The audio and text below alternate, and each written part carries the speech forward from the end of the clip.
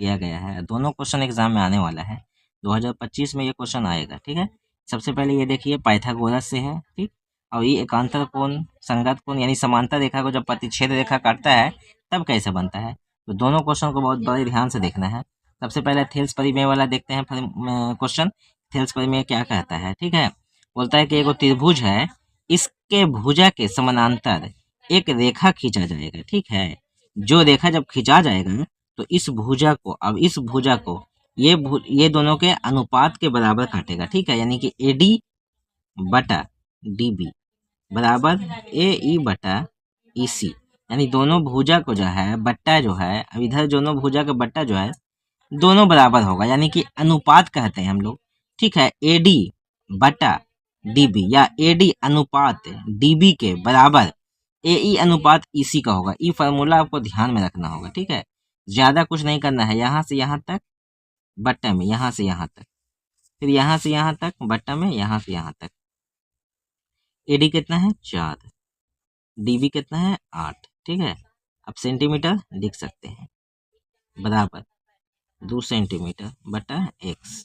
ये सेंटीमीटर से ये सेंटीमीटर कट गया, 4 दूना 8, क्रॉस मल्टीप्लाई कर देंगे, x बराबर 2 से 2 दूना 4 सेमी।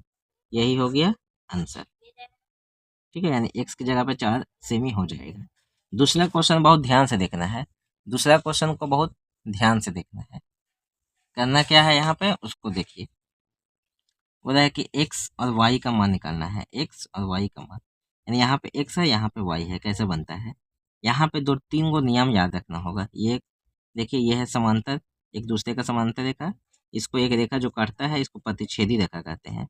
यहाँ से एक कोण और यहाँ से एक कोण दोनों बराबर होता है, इस कोण का नाम एकांतर कोण कहते हैं। ठीक है, अगर मान लेते हैं कि एक ऐसे रहा और यहाँ भी रहा, ठीक, और यहाँ रहता है, यानी एक ठो रेखा के अंदर एक ठो बाहर, तो ये भी बराबर होता है, यानी यह 5 डिग्री तो ये भी 5 डिग्री। लेकिन इसका नाम क्या होता है? इसका नाम संगत कोण होता है। अगर इसी के सामने रह गया तो इसको हम लोग सम्मुख कोण कहेंगे। सम्मुख कोण यहाँ भी हो सकता है, ये दोनों को सामने, यहाँ भी हो सकता है, ये दोनों सामने। ठीक है, एक रेखा पे होता है सरल रेखा, इसको सरल रेखा कहते हैं। ठीक है, ये रेखा पे सरल रेखा ही है, 180 डिग्री का कोण बनाता है। चलिए अब आगे देखते हैं। अभी हम बताए थे, नोट्स भी किए होंगे, या पीछे नहीं समझे हैं या नहीं ध्यान है तो थोड़ा सा वीडियो को पीछे करिए और देख लीजिए। यहाँ पे अगर 50 डिग्री है तो यहाँ कितना होगा? यहाँ भी 50 डिग्री ही हो जाएगा। ठीक है, अच्छा, तो ये 50 डिग्री हो गया, किससे हो गया भाई?